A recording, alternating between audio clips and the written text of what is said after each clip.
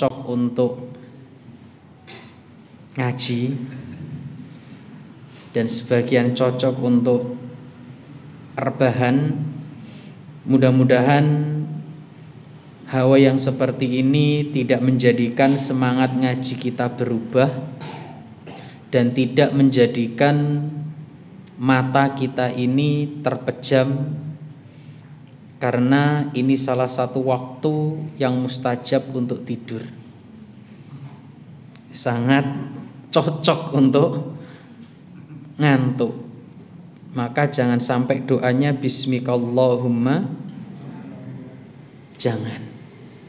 Ya, iki aku aduh-aduh ke Malang Selatan ditinggal turu. Bapak Ibu rahimakumullah, jangan sampai hujan menjadikan kita surut semangatnya untuk belajar agama, karena Allah mensifati hujan ini dengan ma'an mubarakah, air yang banyak atau air yang penuh berkah.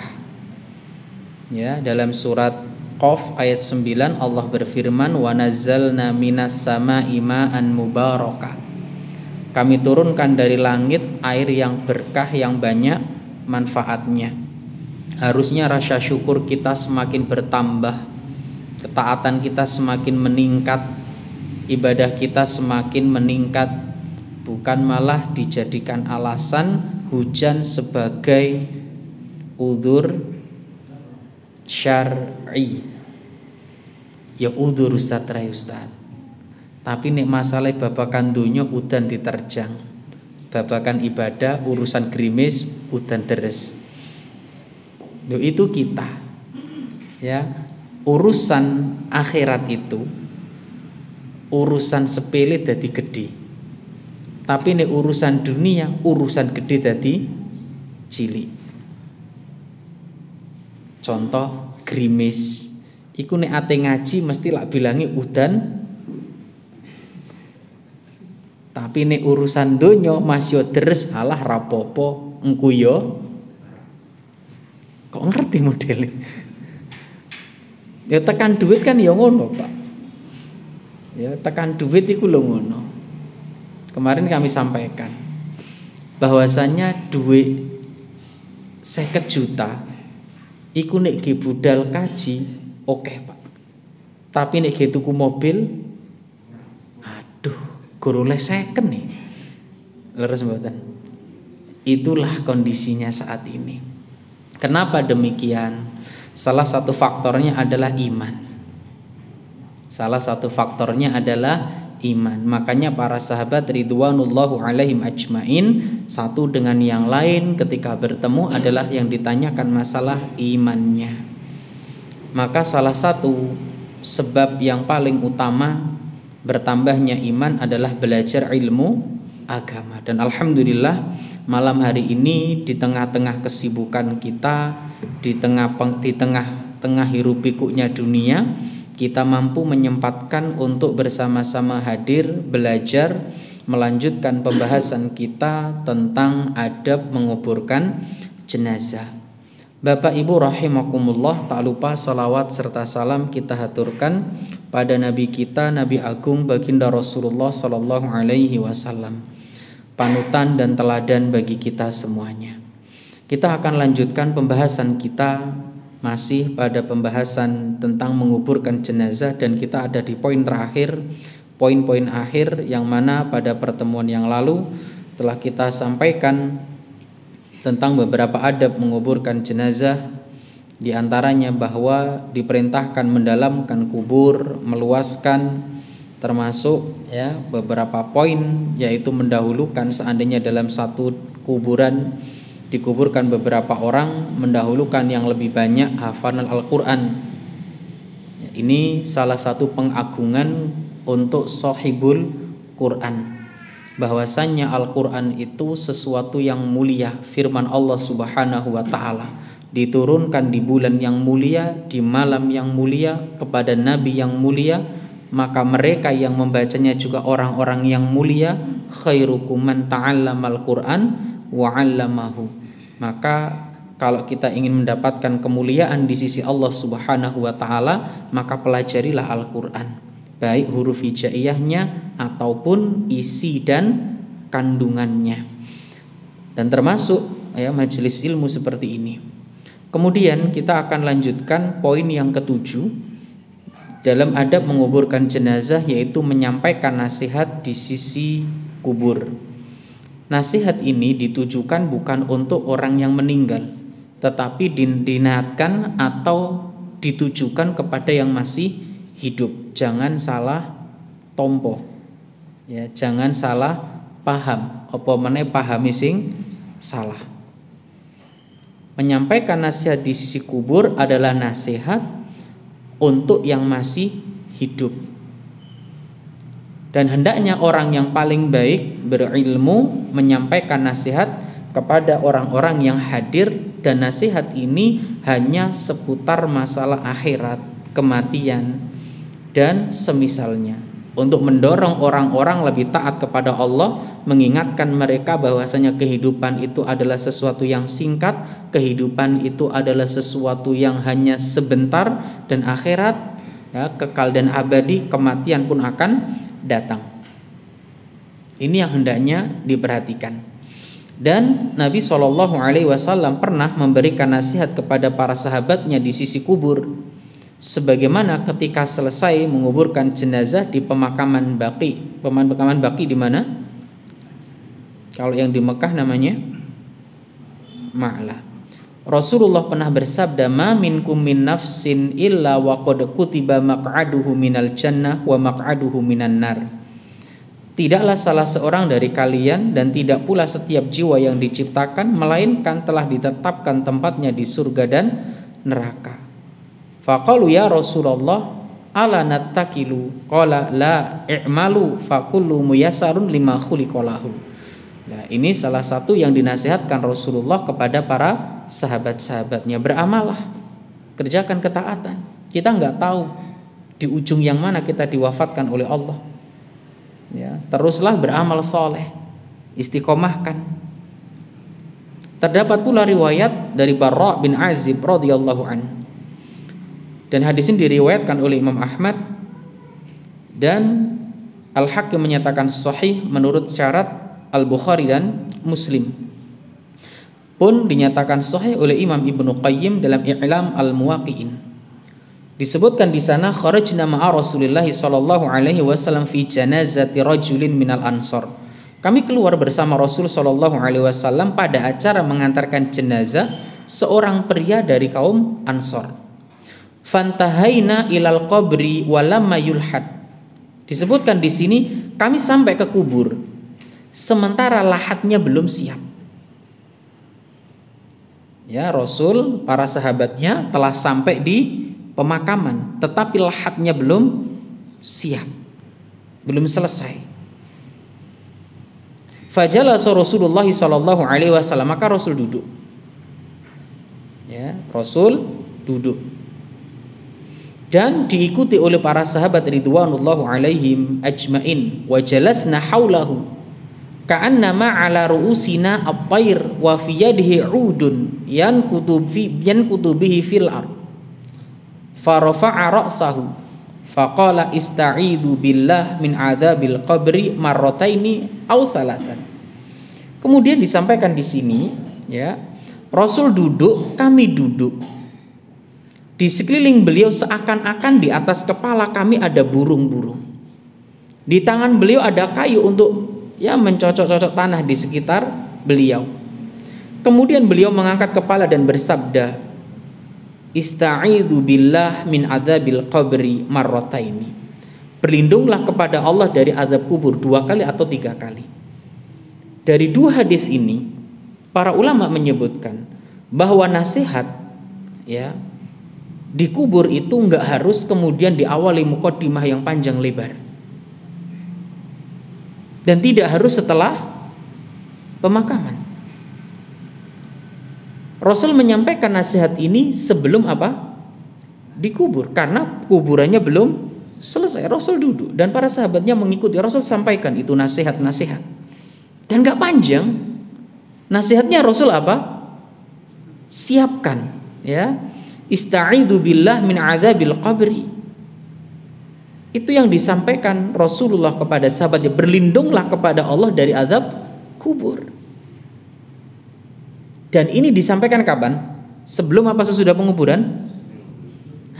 Dan hadis ini sekali lagi diriwayatkan oleh Imam Ahmad, Imam Abu Dawud, Imam Al-Hakim. Dinyatakan sahih menurut syarat Imam Bukhari dan Muslim, dan dibenarkan oleh Imam Az-Zahabi, Syalbani. Dinyatakan sahih pula oleh Imam Ibnu Qayyim. Ini sebuah ilmu buat kita gitu loh. Dan ada nasihat yang menarik yang disampaikan oleh Syekh Abdul Razak. Beliau sampaikan nasihat ini kepada kita. Yaqulu hal minas sunnah ilqa'u maw'idatin linnas ba'da dafnil mayyit wal bil istimrari ba'da dafni kulli mayyit. Ditanyakan kepada beliau, apakah termasuk sunnah menyampaikan khutbah kepada manusia setelah mengubur jenazah, dan itu dirutinkan setiap selesai penguburan? Di antara jawaban beliau, hadza su'alu banahu sa'il ala ma warada fi haditsil Barra.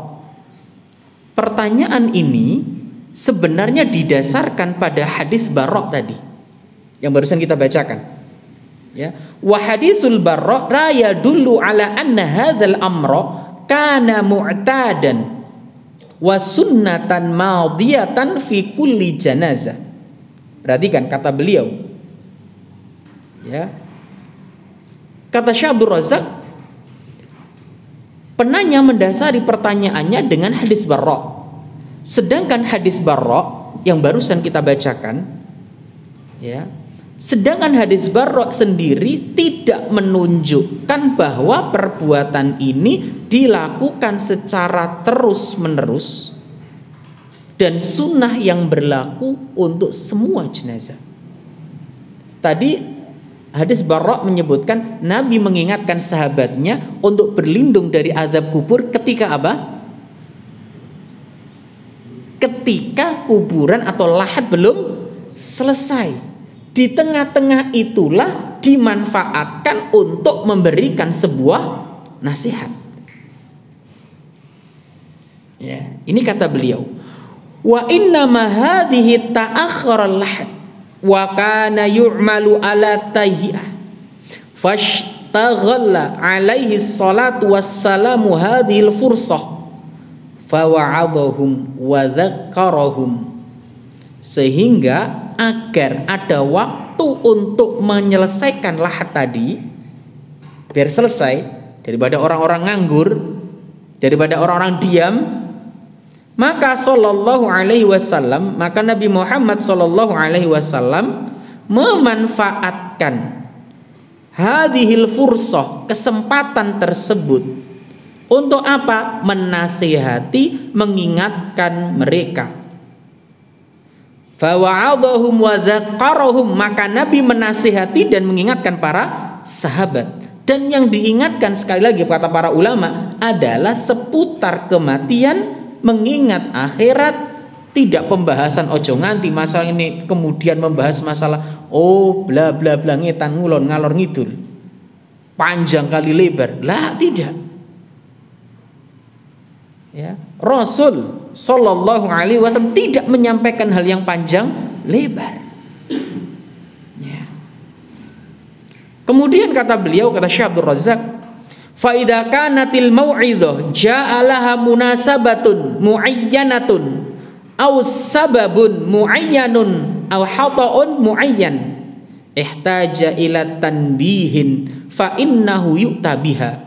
Jika memang nasihat tersebut dibutuhkan karena ada momentum tertentu atau sebab dan kekeliruan tertentu yang perlu diingatkan, maka silakan disampaikan, gak apa-apa.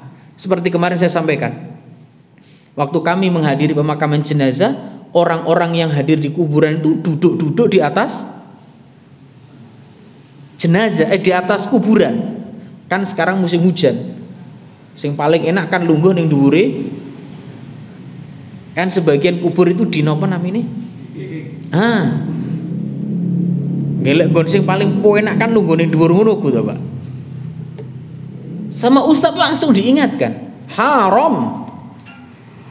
Yo karena rata-rata sing lungguh ngono kan gak teko ning jero masjid. Yo iya, kita sadari atau tidak, kebanyakan mereka yang duduk di atas kijing adalah mereka yang kemungkinan jarang hadir di majelis ilmu. Seandainya hadir pun mungkin ya majelis yang diawali dengan ngerti udah. Itu diingatkan benar-benar sama beliau. Lah ini jika memang diperlukan fadl, kata Syekh Abdul Razak, silakan. Jika memang diperlukan, jika memang dibutuhkan, ya. Jadi boleh menyampaikan nasihat tersebut jika memang dibutuhkan momentum tertentu, ya. Ini diperbolehkan. Amma an tuttakhadha sunnatan wa yudawama 'alaiha ma'a kulli janazatin an nahwi dzalik fa hadza mimma la asla lahu fi hadyin nabiyil karim alaihi salatu wassalam.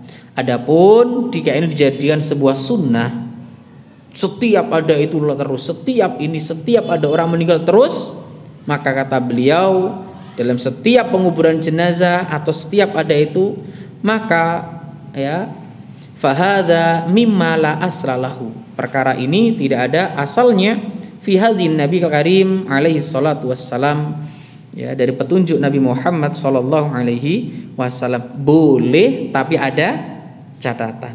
Jelas ya ini ya. Jika memang diperlukan fadl. Ya. Jika memang ada sebab silahkan. Nah, ini pentingnya kita memahami hal tersebut. Jadi menyampaikan nasihat di isi kubur ini diperbolehkan jika memang diperlukan. Ya. Syekh Utsaimin senada dengan hal ini.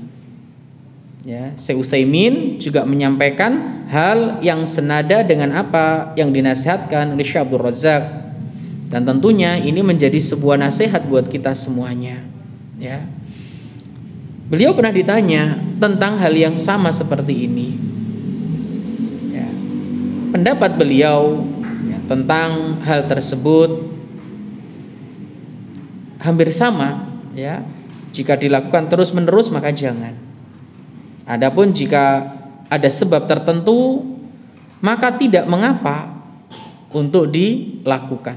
Ini diantara jawaban Syekh Utsaimin. Ma'asyiral muslimin rahimakumullah. Kemudian jelas ya ini ya. Poin ini paham ya. Jadi boleh jika ada keperluan, jika dibutuhkan. Tetapi kemudian digebias semua setiap itu ada, maka yang disampaikan oleh Syekh Utsaimin termasuk Syekh Abdul Razak, maka tentunya ini dilarang. Jangan, ya, jangan terus menerus. Kemudian yang kedelapan, di antara yang disampaikan oleh muallif, hendaknya yang turun ke liang kubur bukan orang yang baru saja menikmati kelezatan duniawi. Maksudnya apa? Hendaknya orang yang ikut menguburkan mayit, yang turun maksudnya adalah mereka yang bukan di waktu malam harinya atau di waktu itu sebelumnya mengumpuli istrinya. Ya. Dan ini dianalogikan dengan hal tersebut. Sebab ketika menguburkan putri beliau, Nabi SAW pernah bersabda, adakah di antara kalian seseorang yang tidak menggauli istrinya tadi malam? Abu Talha berkata, saya. Turunlah, kata Nabi SAW.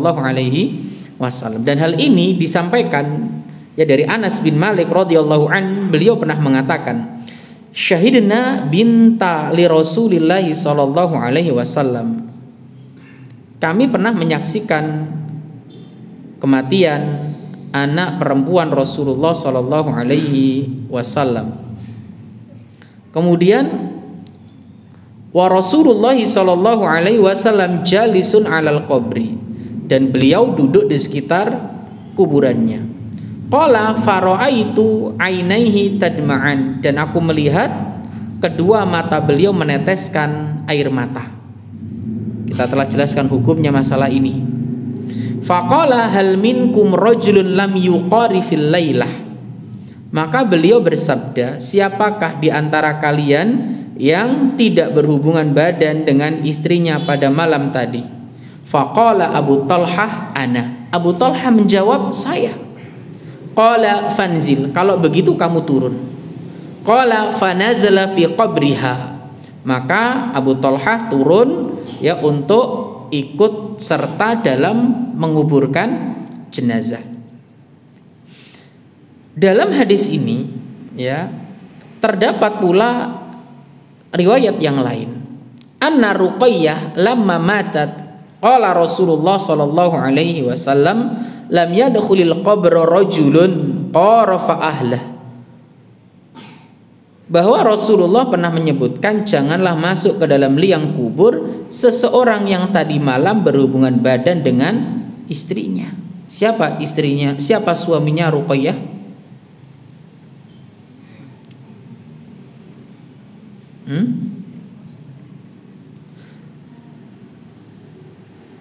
Ada yang tahu?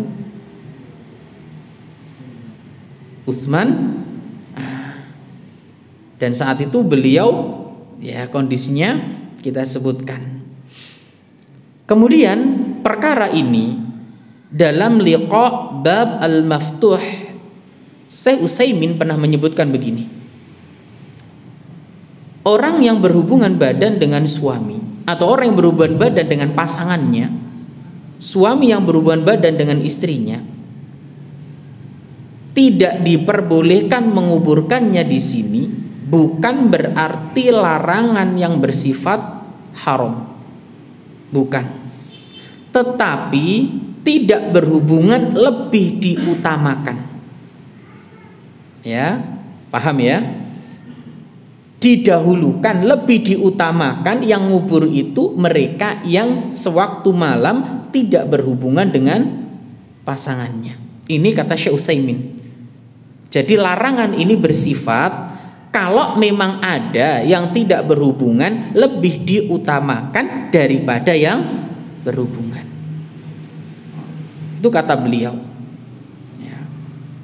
Jelas ini ya. Alhamdulillah. Ini yang disampaikan penjelasan dari Syekh Utsaimin. Makanya pentingnya kita memahami sesuatu dari penjelasan para ulama. Tidak kita pahami dengan logika kita, dengan kedangkalan ilmu kita. Karena saat ini kebanyakan ya banyaknya pendapat A sampai Z, terlebih ya sampai ono pendapat A iku Allah dalam masalah rokok. Itulah subhanallah ya. Ya itu karena seperti itu dan lain sebagainya dan lain sebagainya. Ya. Makanya kita memahami sesuatu kembalikan pada penjelasan para ulama. Makanya di antara hal yang harus kita ingat dalam memahami Al-Qur'an dan Sunnah ala fahmi salaful ummah, sesuai dengan pemahaman para salaf ummah, generasi terdahulu. Bagaimana para sahabat-sahabat menjelaskan, bagaimana para ulama-ulama menjelaskan dalam perkara-perkara tersebut, sehingga jelas dan gamblang bagi kita, sehingga kita tidak salah dalam memahami Al-Quran ataupun hadis, termasuk masalah ini ya, termasuk masalah ini. Kemudian yang ke-9, seorang laki-laki boleh menguburkan jenazah wanita yang bukan mahramnya. Maksudnya menguburkan di sini yang ikut turun itu loh Pak. Yang ikut turun. Ini harus dipahami, yang ikut turun. Jadi seorang laki-laki boleh turun ke kubur, ke liang kubur untuk menguburkan jenazah wanita yang bukan mahramnya, meskipun suami atau ayahnya ada. Sebagaimana Nabi Muhammad mengizinkan Abu Talhah untuk turun menguburkan jenazah putri Rasulullah Sallallahu Alaihi Wasallam. Bahkan ketika itu beliau Sallallahu Alaihi Wasallam selaku ayahnya dan Utsman radhiyallahu an selaku suaminya berada di tempat. Paham ya? Boleh.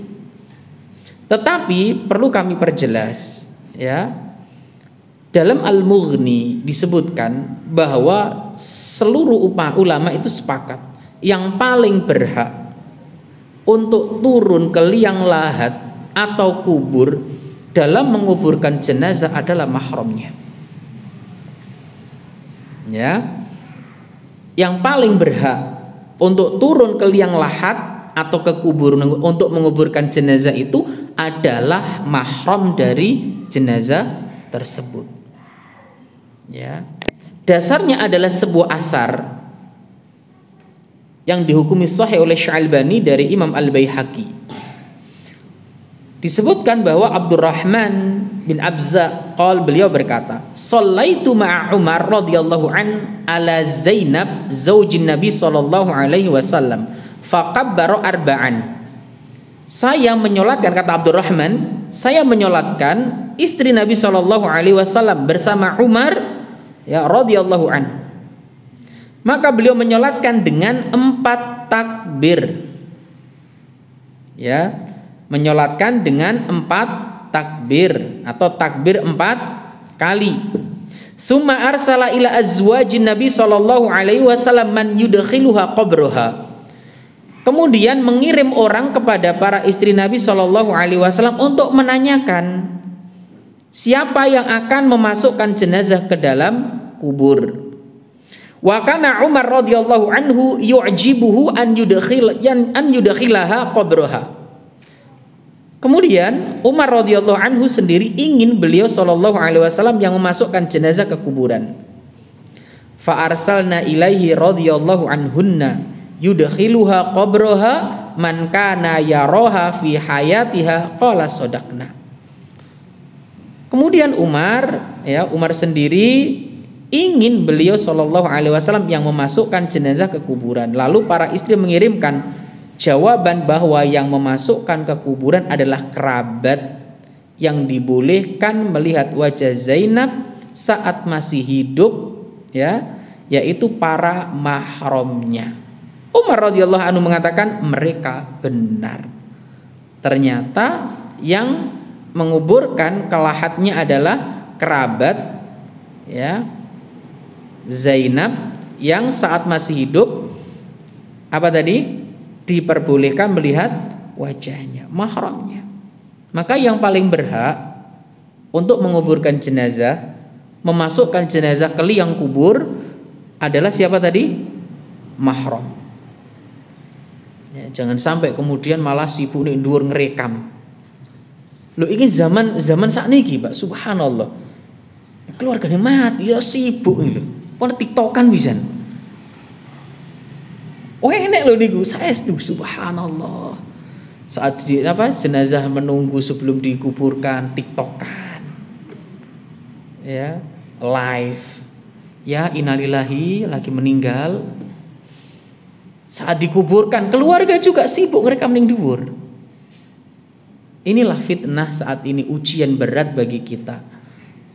Entah dapat nikmat, entah ada musibah, apa di videokan.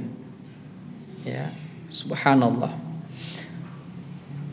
Tapi jika si wanita tidak memiliki mahram atau memiliki mahram namun berhalangan, maka pria yang bukan mahram boleh membantu penguburannya dengan turun ke liang kubur atau dengan mengangkatnya.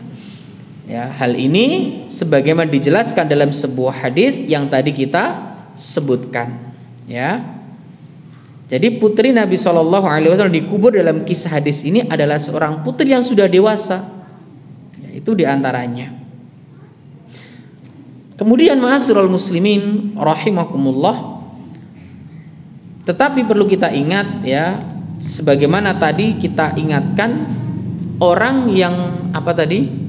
Berhubungan badan keluarga bukan berarti haram, tetapi alangkah didahulukan siapa tadi?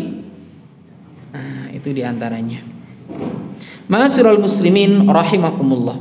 Kemudian poin yang terakhir diantara adab menguburkan jenazah, yaitu bagi orang yang meletakkan jenazah, ya, ke liang lahat diperintahkan untuk membaca doa.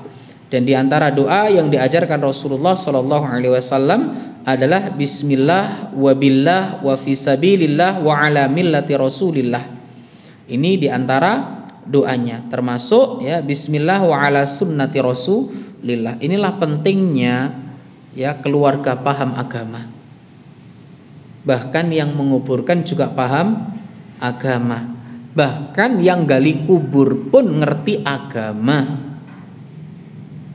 Karena seperti kami pernah sampaikan dulu, ada orang itu nggak mau gali kubur sebelum izin dengan penunggu tanah kuburan. Lu saya itu Pak nggak mau, nggak wani kita Pak. Kita nggak berani Pak kalau gitu Pak. Kita harus izin dulu. Maksudnya izin pakai apa? Itu Pak. Makanya ada jamaah kita, wes tat untuk jamaah kita saya gali tat. Ya, makanya penting ya di sebuah tempat atau kajian dan lain sebagainya. Kalau tim memandikan kan oke toh Pak. Sing titik kan tukang gali. Kalau di kota wis ono tukang gali nih, tapi di desa alhamdulillah ada juga teman-teman kita, jamaah-jamaah kita yang siap. Kita siap menggali. Karena di sebagian kondisi atau sebagian tempat ada yang tidak mau gali kubur kecuali izin dulu. Subhanallah. Ini kira ladangnya awak dewi untuk berdakwah. Maka semua harus paham ini. Nggak hanya yang memandikan aja yang kita ajari tentang ilmunya, hatta yang gali kubur kita ajarkan tuh ilmunya. Bahkan termasuk yang mau meletakkan jenazah di kubur itu loh. Ya. Bahkan ada, subhanallah, ya keluarga gak mau, ya kan ada keluarga nggak mau ngadani, berangkat dewi ngadani dewi. Ya. Sampai sedemikiannya. Dari sinilah pentingnya sekali lagi memahamkan agama pada semuanya.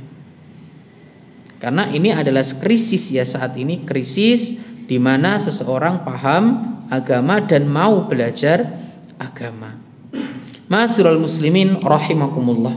Kemudian kita lanjutkan adab setelah penguburan. Ya, adab setelah penguburan. Kaum muslimin rahimakumullah. Di antara adab setelah penguburan, setelah jenazah itu dikuburkan, yang pertama menunggu jenazah hingga selesai dikuburkan. Ojo balik dhisik. Ya, ojo balik dhisik. Orang yang mengiringi jenazah dianjurkan agar menunggu hingga jenazah dikuburkan baru kemudian pulang. Sebagaimana hadis Rasulullah sallallahu alaihi wasallam, "Man syahidal janazah hatta yusalliya falahu qiratun." Wa man syahida hatta tudfan kana lahu qiratani. Perhatikan poin ini. Wa man syahida hatta tudfan. Siapa yang menyaksikan jenazah hingga dikuburkan, hingga selesai prosesnya, maka dia mendapatkan 2 qirat. Dan ini sebuah keutamaan, jangan disia-siakan. 2 qirat ini didapatkan bagi mereka yang sampai selesai. Bukan mereka yang separuh-separuh, ya, tidak, tapi sampai yang selesai semuanya.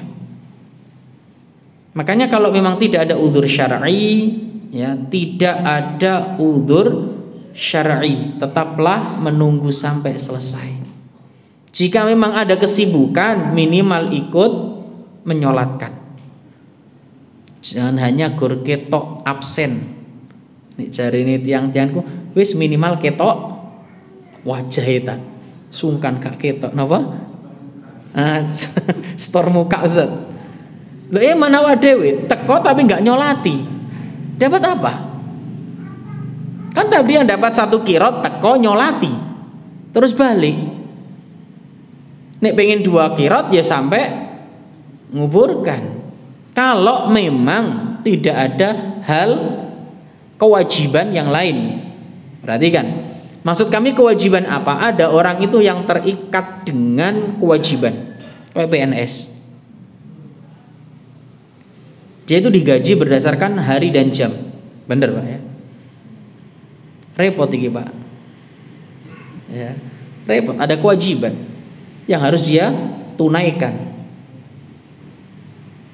yang harus dia laksanakan. Menjalankan tugasnya, kerjanya fardu ain.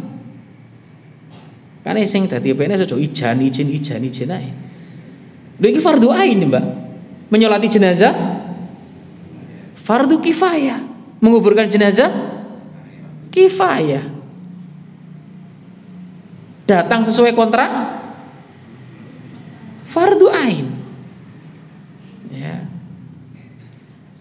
Kadang ada sebagian teman PNS gini, iso izin kan izin, wis gampang lah izin wis gak apa-apa. Lho sing gaji sampean sapa?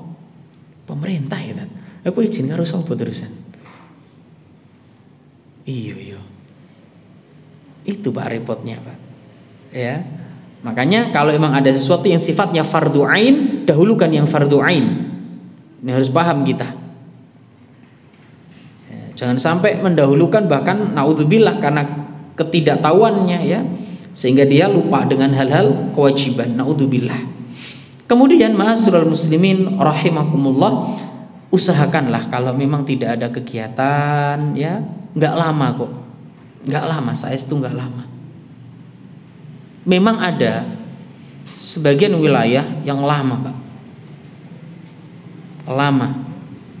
Mari disolati iku suwi. Ya. Sebagian kan mari nyolati selesai. Langsung ndang budal, pokok kubur wis siap. Ada yang lama, Pak. Luar biasa ini, Pak. Pernah mendapati waktu kita takziah di sebuah tempat. Mari nyolati tak kira semari, ati metu gak iso. Pas posisinya sholatnya menyolati jenazah di rumah. Pas oleh awak dhewe sisih rada adoh karo lawang. Ki metu gak iso, mundur ora iso. Mari sholat tiba-tiba lungguh, Pak. Mari lungguh tak pikir gur ati lungguh tok terus beres, tiba-tiba ora iso ana lanjutan. Masya Allah setengah jam ya. La haula wala quwata illa billah. Ya. Isbuhlah itu ya. Itu diantaranya ya. Ma'asyiral muslimin rahimakumullah. Jadi pahala yang besar didapatkan 2 qirat bagi yang menyolati dan menguburkan sampai selesai, sampai tutup. Kemudian yang kedua, tinggal sejenak di sisi kubur dan mendoakan jenazah ya. Ini bukan sesuatu yang tercela dan ini memang disebutkan oleh Rasulullah Shallallahu Alaihi Wasallam. Mendoakan jenazah dilakukan langsung setelah penguburan dan dianjurkan bagi mereka berhenti sejenak di sisi kubur sekedar waktu yang cukup ya untuk menyembelih unta, mengulitinya dan membagikan dagingnya. Rotok suwi nyembelih, nguliti, bagi daging. Pirang menit niku? Niku lak sing gak profesional. Nek kelas pemula ya iso setengah hari. Iso min tulu il fajr ila ghurubi syams. Nah, tapi kalau profesional enggak lah. Hah? Setengah jam. Ya anggapan setengah jam.